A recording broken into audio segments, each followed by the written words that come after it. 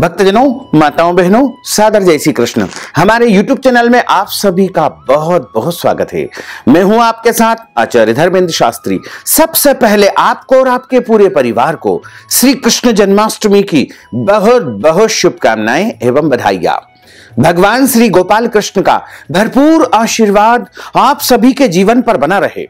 आप सभी सुखी रहें, स्वस्थ रहें, व्यस्त रहें और मस्त रहें। आज हम आपको बताने जा रहे हैं कि श्री कृष्ण जन्माष्टमी का व्रत आपको इस बार कब शुरू करना है तथा पूजा का शुभ मुहूर्त कब से कब तक रहेगा और व्रत में कौन कौन से नियमों का पालन करना चाहिए।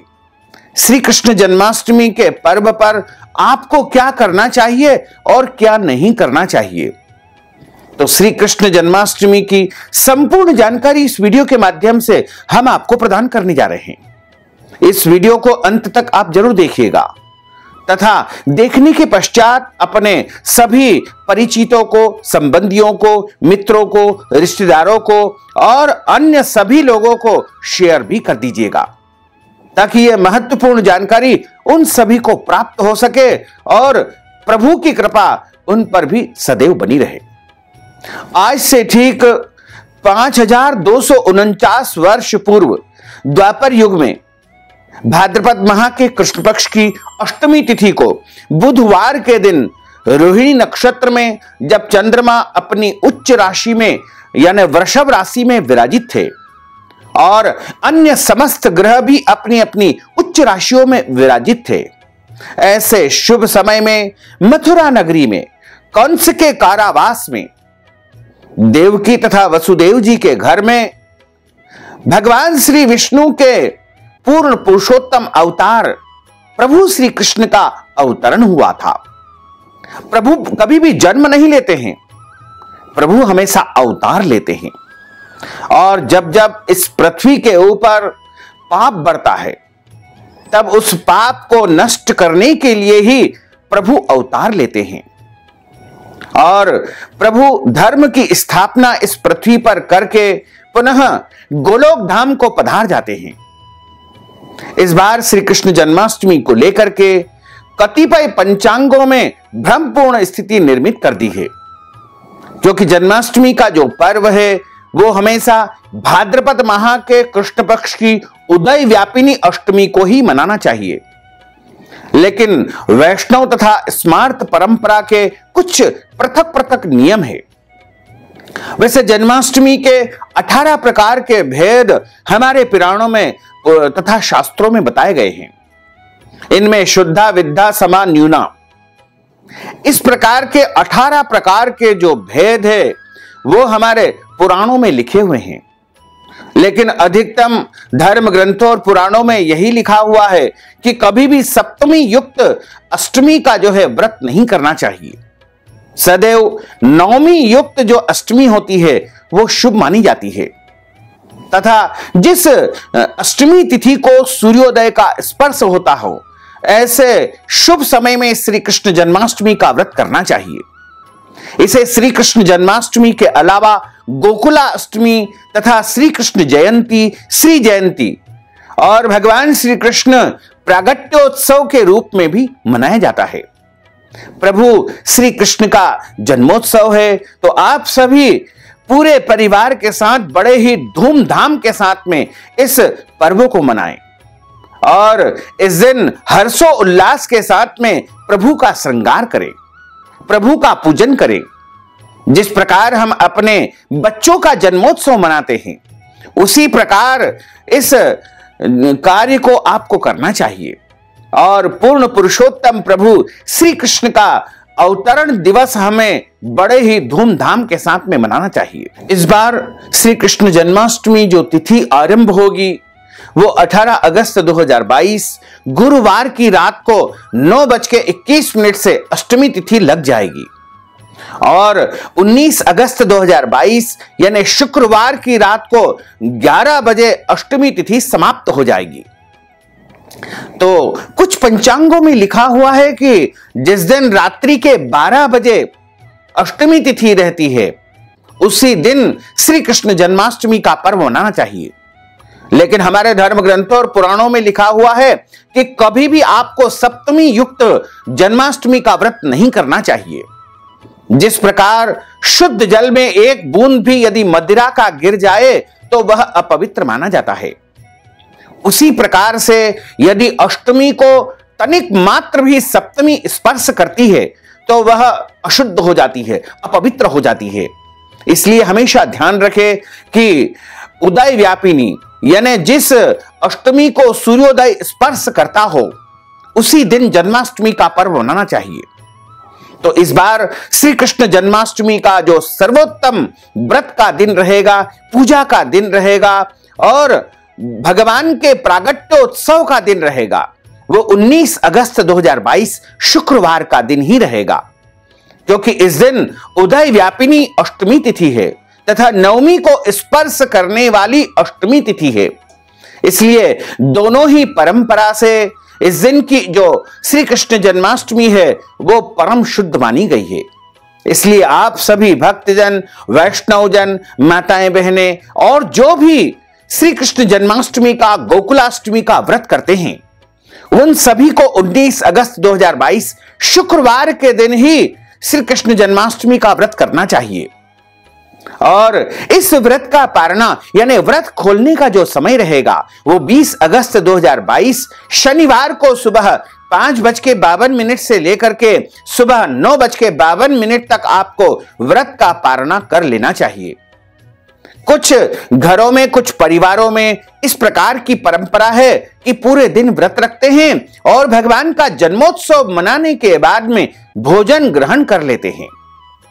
वैसे यह तरीका गलत है, क्योंकि जिस प्रकार हम एकादशी का व्रत करते हैं उसी प्रकार सारे नियम से हमको श्री कृष्ण जन्माष्टमी का व्रत भी करना चाहिए। लेकिन आप अपनी आस्था तथा परंपरा के अनुसार श्री कृष्ण जन्माष्टमी का व्रत कर सकते हैं, सभी नियमों का पालन भी आप कर सकते हैं। श्री कृष्ण जन्माष्टमी का व्रत आपको 19 अगस्त 2022 को सुबह 6 बजे से आरंभ करना है। इस दिन आप अन्न का सेवन बिल्कुल न करें, केवल और केवल फलाहार ही आपको ग्रहण करना चाहिए। फल और दूध को सर्वोत्तम फलाहार माना गया है और इसके अलावा अन्य जो भी शुद्ध फलाहारी वस्तु है उनका आप उपयोग कर सकते हैं। लेकिन ध्यान रखें, बिना स्नान किए और बिना भगवान को भोग लगाए आपको फलाहार ग्रहण नहीं करना है। बिना स्नान किए आपको फलाहार का निर्माण भी नहीं करना है। भगवान को जब हम भोग लगाते हैं तो उसके ऊपर तुलसी का पत्ता अवश्य रखें। तुलसी जी एक दिन पहले ही आपको तोड़ लेना चाहिए, क्योंकि जन्माष्टमी के दिन तुलसी जी तोड़ना वर्जित माना जाता है। अगर किसी कारणवश आप नहीं तोड़ पाए हैं तो सूखे तुलसी के पत्तों को भी आप उपयोग कर सकते हैं। इसके अलावा नीचे जो तुलसी जी के नीचे जो पत्ते गिर जाते हैं उनको भी उठा करके धो करके आप उपयोग कर सकते हैं। तुलसी जी कभी भी बासी नहीं होती है, बार बार इनका उपयोग किया जा सकता है। इस दिन तुलसी जी का पूजन भी करना चाहिए, तुलसी जी के यहां दीपक भी लगाना चाहिए। इसके अलावा चूंकि भगवान गोपाल कृष्ण को गौ माता अत्यधिक प्रिय है, इसलिए जन्माष्टमी के दिन गौ माता का पूजन भी अवश्य करें, गौ माता को भोजन भी कराएं और प्रभु के निमित्त पूरा दिन आपको व्रत रखना है। कई लोग कहते हैं कि भगवान का जन्मोत्सव है, फिर हम इस दिन व्रत क्यों करें? आखिर क्या कारण है? तो इसका महत्वपूर्ण कारण यह है कि जो श्री कृष्ण जन्माष्टमी का पर्व होता है वो बड़ा महान पर्व होता है। एक बार यही प्रश्न राजा युधिष्ठिर ने भगवान कृष्ण से पूछा था कि हे प्रभु, जन्माष्टमी का व्रत क्यों करना चाहिए और इससे क्या फल की प्राप्ति होती है? तो भगवान ने स्वयं बताया था कि जन्माष्टमी का जो व्रत करता है उसे 20 करोड़ एकादशी व्रत का पुण्य फल प्राप्त होता है। धर्मराज अपनी पत्नी सावित्री से कहते हैं कि भारतवर्ष में ही नहीं वरन विश्व में रहने वाले प्रत्येक प्राणी को श्री कृष्ण जन्माष्टमी का व्रत करना चाहिए और जो मनुष्य श्री कृष्ण जन्माष्टमी का व्रत करता है वह 100 जन्मों के पापों से मुक्त हो जाता है। हमारे धर्म ग्रंथों और पुराणों में 4 रात्रियां विशेष रूप से बताई गई है। दिवाली की रात्रि, महाशिवरात्रि की रात्रि, होली की रात्रि तथा श्री कृष्ण जन्माष्टमी की रात्रि। इन रात्रियों में विशेष रूप से जप, तप, साधना, आराधना, रात्रि जागरण तथा सिद्धि साधना बहुत ही पुण्यदायक होता है। श्री कृष्ण जन्माष्टमी को मोह रात्रि की संज्ञा दी गई है।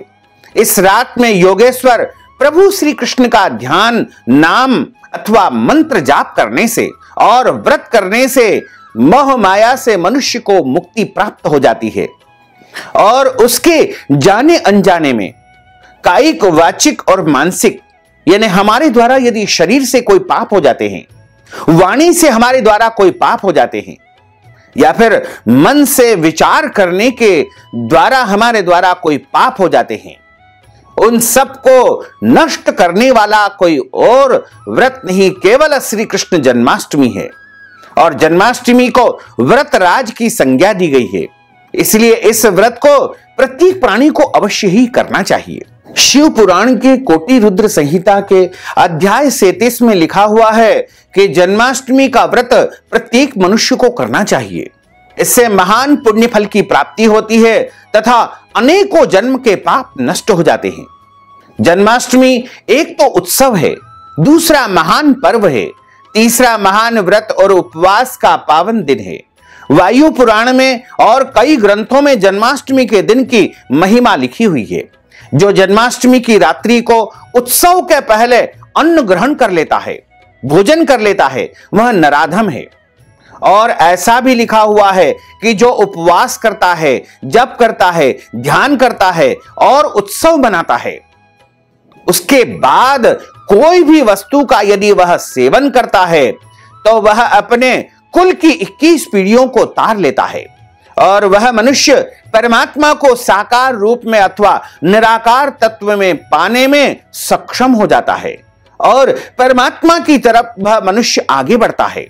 इसका मतलब यह नहीं है कि व्रत की महिमा सुनकर के मधुमेह वाले या कमजोर लोग भी पूरा व्रत रखें, यानी अपनी शारीरिक क्षमता के अनुसार ही मनुष्य को व्रत करना चाहिए।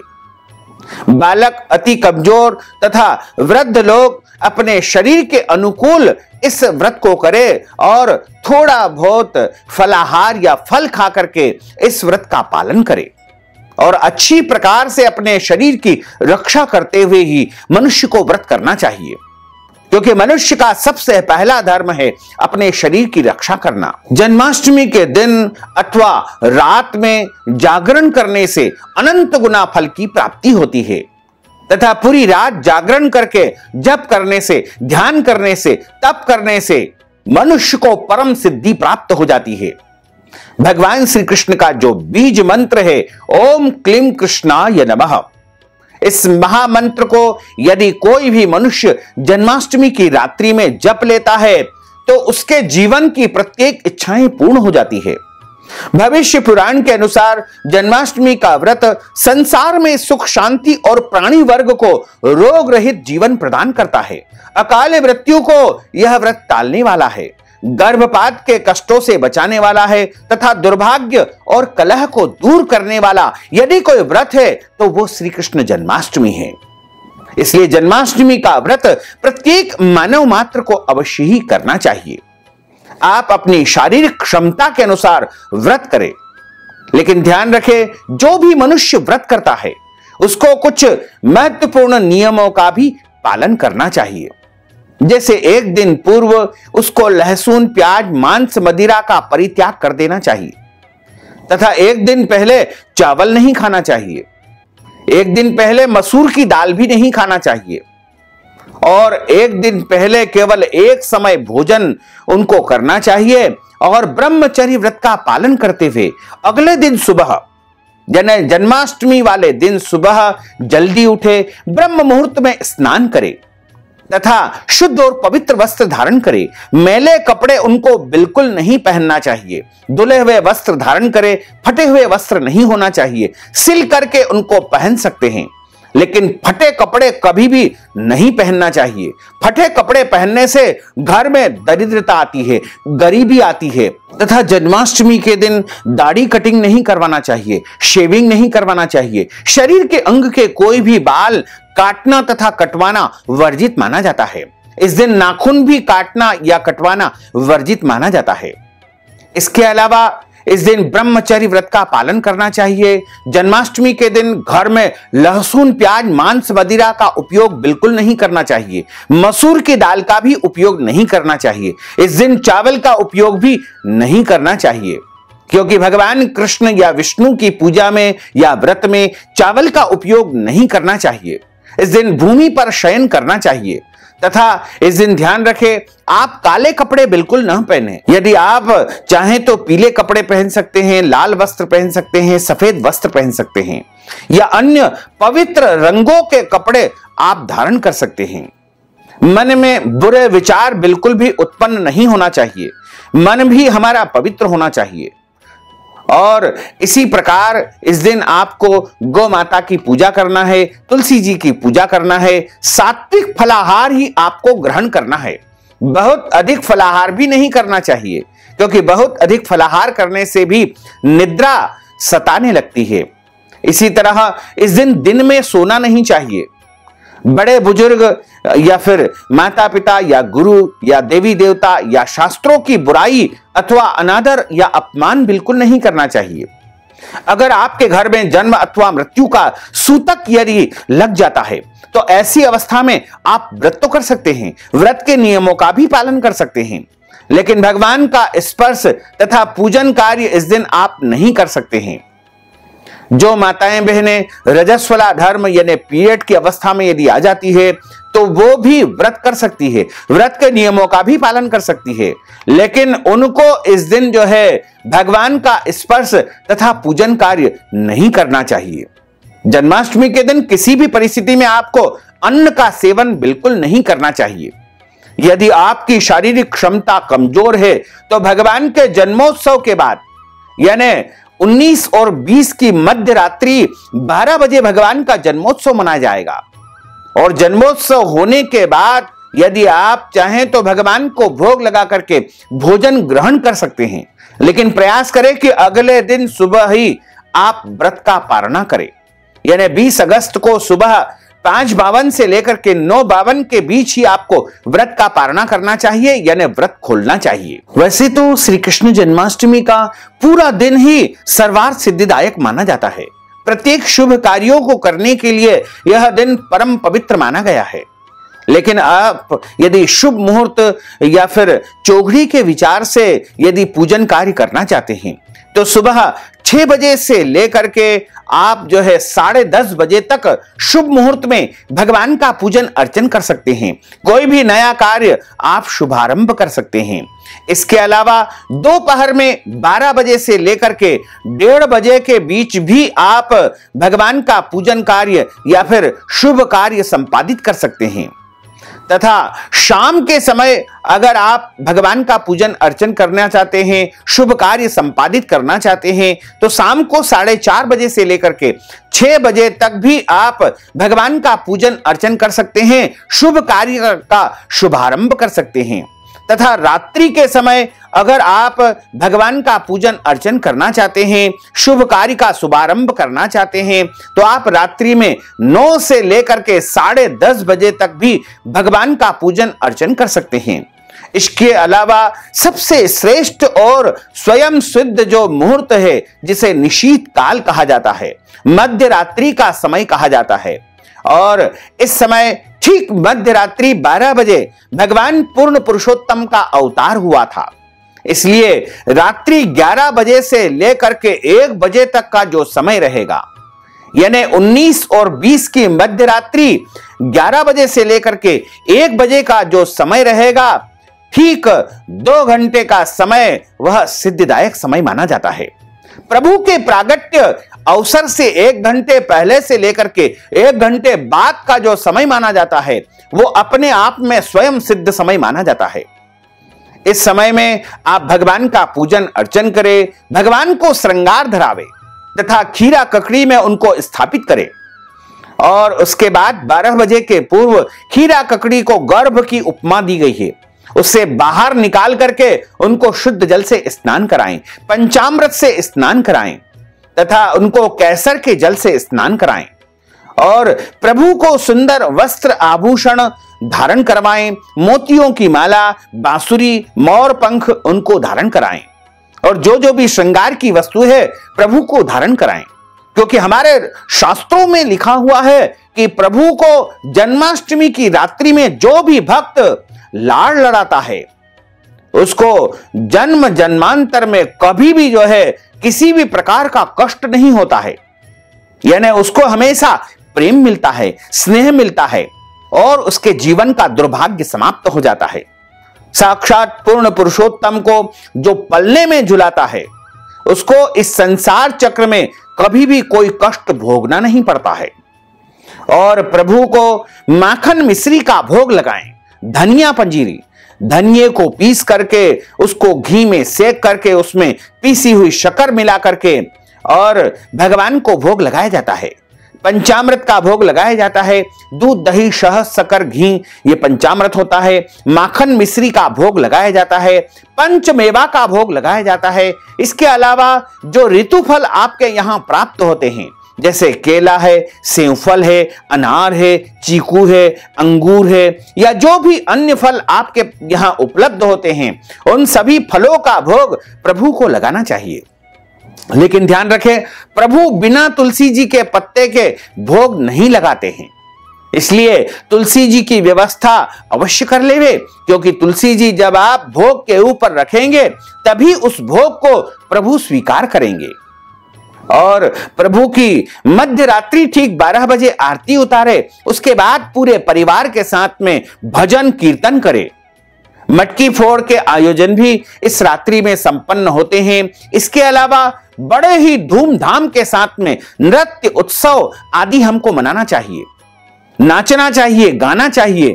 और इस रात्रि को मोह रात्रि की संज्ञा दी गई है। इस रात्रि में जो कोई भी भक्तजन तुलसी जी की माला से भगवान कृष्ण के नामों का उच्चारण करता है, जैसे ओम नमो भगवते वासुदेवाय, श्री कृष्ण शरणम मम, या फिर श्री कृष्णाय गोविंदाय गोपीजन वल्लभाय नमः, इस प्रकार के महामंत्रों का यदि जाप कर लेता है तो उसे परम सिद्धि प्राप्त हो जाती है। आप चाहें तो 5 माला करें, 11 माला करें, 21 माला करें या जो भी जितना भी समय या सामर्थ्य है आपके पास में उतनी माला का जाप करें। शुद्ध घी का दीपक इस रात्रि में प्रज्वलित करना चाहिए। यदि संभव हो तो पूरी रात एक शुद्ध घी का दीपक आपको अपने घर में पूजा स्थल में जला करके रखना चाहिए और रात्रि जागरण भी करके और भगवान का भजन कीर्तन करना चाहिए। जन्माष्टमी की पूरी रात सोना नहीं चाहिए, पूरी रात जागरण करके भगवान का भजन कीर्तन करने से मनुष्य को महान पुण्य फल की प्राप्ति होती है। उसके कई जन्मों के पाप नष्ट हो जाते हैं, क्योंकि इस रात्रि को महान रात्रि मानी गई है और भगवान पूर्ण पुरुषोत्तम साक्षात जो है इस रात्रि में पृथ्वी पर आते हैं।